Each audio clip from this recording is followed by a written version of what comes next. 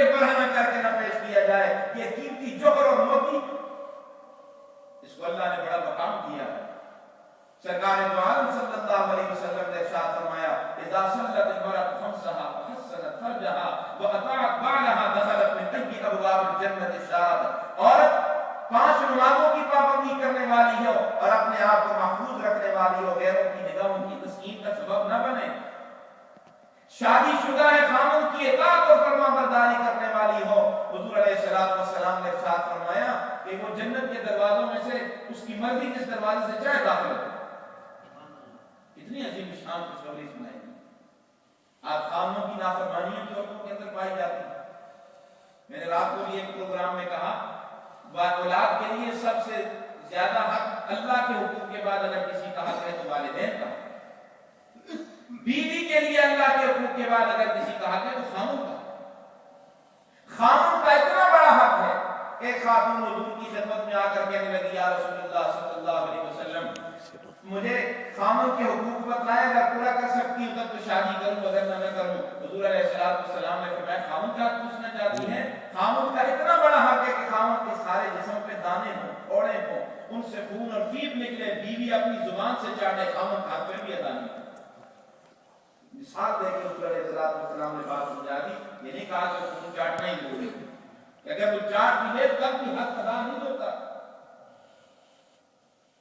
والدین کا اتنا بڑا حق ہے میرے بھائیو. ایک شخص حضور کی خدمت میں آیا صلی اللہ علیہ وسلم, یا رسول اللہ میں نے آج اپنی والدہ کو طواف کروایا, بیت اللہ کے 7 چکر لگوائے ہیں, اپنے کانوں پہ بٹھا دے,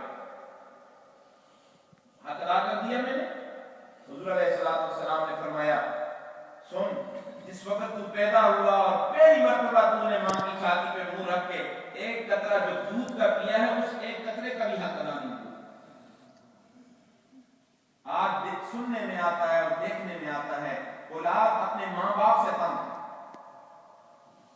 نئی تہذیب کے جو دلدادہ بن جاتے ہیں انہیں اپنے بوڑھے ماں باپ سے بھی نفرت ہوتی ہے.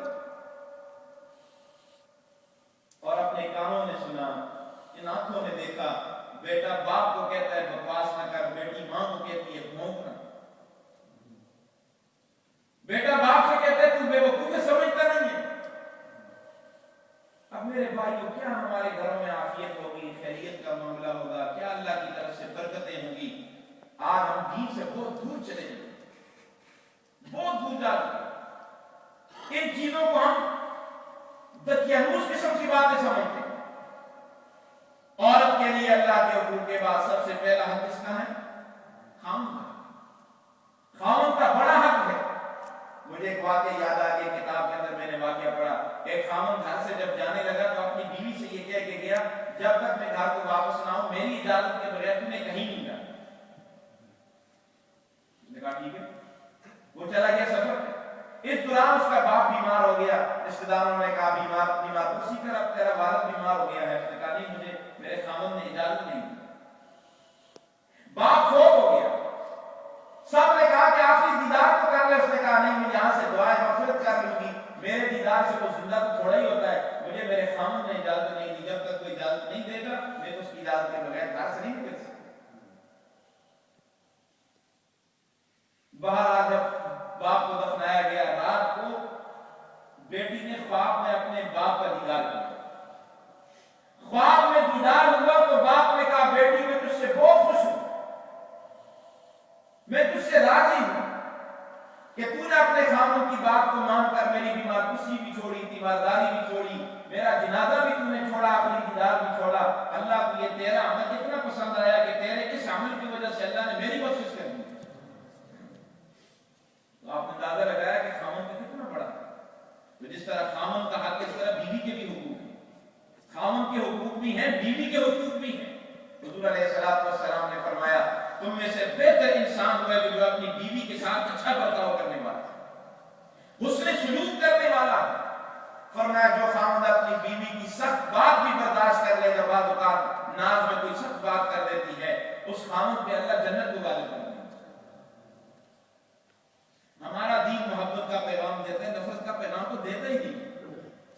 یہاں تو محبت کی محبت ہے, نفرت تو ہے ہی نہیں میرے بھائی ہمارے دین کے اندر. یہاں تو یہ دو پہیے آپس میں محبت والی زندگی گزاریں گے تو خوشگوار زندگی گزرے گی.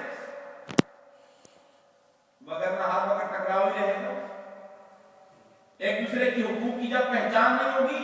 اس لیے نکاح کرنے سے پہلے خامن کو بھی بیوی کے حقوق کو پڑھ لینا چاہیے اور بیوی کو خامن کے حقوق پڑھ لینے چاہیے. تب یہ زندگی کا سفر خوشگوار گزرے گا. آج گھر میں پریشانی ہے، ہمیں پتہ ہے. ہر وقت لوگ آتے ہیں تعویذ بنا کے، کوئی وظیفہ بتاؤ، گھر کا ماحول ٹھیک نہیں ہے، خامن یہ کر رہا ہے، بیوی خامن کی شکایت کر رہی ہے، خامن بیوی کی شکایت کر رہا ہے، والدین اولاد کی شکایت کر رہے ہیں. اگر ہم دین سے دور رہے میرے بھائیوں تو ہماری یہی حالت ہوگی جو آج ہم دیکھ رہے ہیں. اس لیے اپنے آپ کو دین سے وابستہ کرو. یہ مستورات، یہ جو عورتیں ہیں، اسلام کی نگاہ میں ان کی بڑی عزت ہے، بڑا مقام اور مرتبہ. ان کو جو اسلام نے اٹھایا ہے کوئی معاشرہ ان کو نہیں اٹھا سکتا. ان کو تو گڑے سے نکالا. وہ وقت یاد نہیں کہ جہاں بچیوں کو زندہ درگور کیا جاتا تھا. بچی کی پیدائش پہ والدین چہرہ چھپا کر پھیلا کرتے تھے. اسلام آیا تو عورت کو مقام ملا. اسلام آیا عورت کو عزت ملی. خاتم کی بیٹی مسلمانوں کے ہاتھ گرفتار ہو کے آ جاتی ہے. سر پہ دوپٹہ نہیں تھا، چادر نہیں تھی. سرکار دو عالم صلی اللہ علیہ وسلم نے اپنی نبوت والی چادر اتار کے اس کے سر پہ ڈالی. رحمت للعالمین. جو صحابہ نے عرض کی، یا رسول اللہ یہ تو کافر کی بیٹی، آپ کی چادر پاک ہے، یہ ناپاک ہے. حضور علیہ السلام نے فرمایا، میرے صحابہ سنو، بنت بنت ولو بنت الکافر، بیٹی بیٹی ہوتی ہے کافر کی کیوں نہ. سب پہ چادر ڈالی. اسلام نے عورت کو یہ عزت دی. اسلام کی نگاہ میں عورت کا یہ مقام ہے.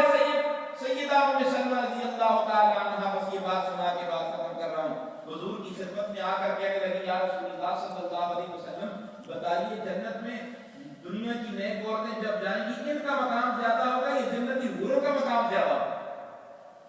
کیونکہ جنتی حور تو وہ ہے نا کہ جس کے بارے میں قرآن کہتا ہے لم یطمثہن انس قبلہم ولا جان، ان ٹچ حوریں، جن کو نہ انسانوں نے دیکھا نہ جنات نے دیکھا، جن کی خوبصورتی کا یہ عالم ہے کہ اگر وہ سارا جسم کو چھوڑو، اپنی انگلی کا یہ ایک کونا ایک پورا نیچے کر دے، سارا جہان روشن ہو جائے. اور ہر جنتی کو مومن مرد کو 70 حوریں ملیں گی. فرمایا ان کا مقام زیادہ ہے، یہ دنیا کی نیک عورتوں کا مقام زیادہ ہے. حضور علیہ السلام نے فرمایا، ام سلمہ دنیا کی نیک عورت جب جنت میں جائے گی، اللہ رب العزت اس دنیا کی نیک عورت کو جنتی حور پر 70,000 گنا زیادہ فضیلت عطا فرمائے گی. یہ جو تمہارے گھروں میں مومنہ بیٹھی ہوئی ہیں، 70,000 گنا زیادہ ان کو جنتی حوروں پر فضیلت ملے گی. شرط یہ کہ ایمان ہو، شرط یہ کہ پردے کی پابند ہو، نماز کی پابندی کرنے والی ہو. جب وہاں جائیں گی عقیدہ درست ہو، عقیدہ بالکل ٹھیک ٹھاک ہو کہ اللہ وحدہ لا شریک ہے، حضور خاتم النبیین صلی اللہ علیہ وسلم. تو جب وہاں جائیں گی تو کام اس میں مکالمہ ہوگا.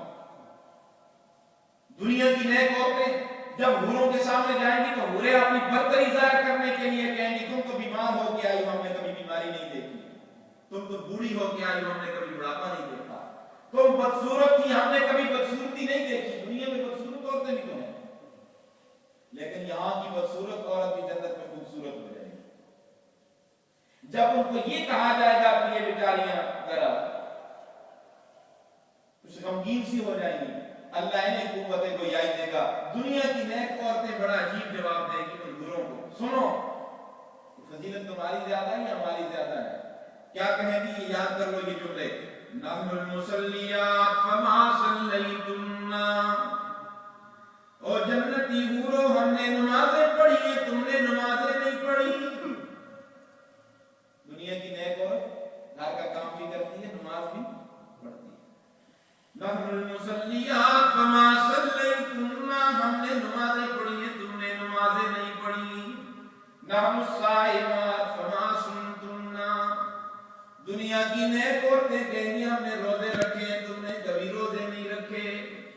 نحن المتصدقات فما تصدقتن، دنیا کی نیک عورت کہے گی ہم نے صدقہ خیرات کیا ہے، اللہ کے راستے میں اپنا مال دیا ہے، تم نے کبھی صدقہ خیرات نہیں کیا.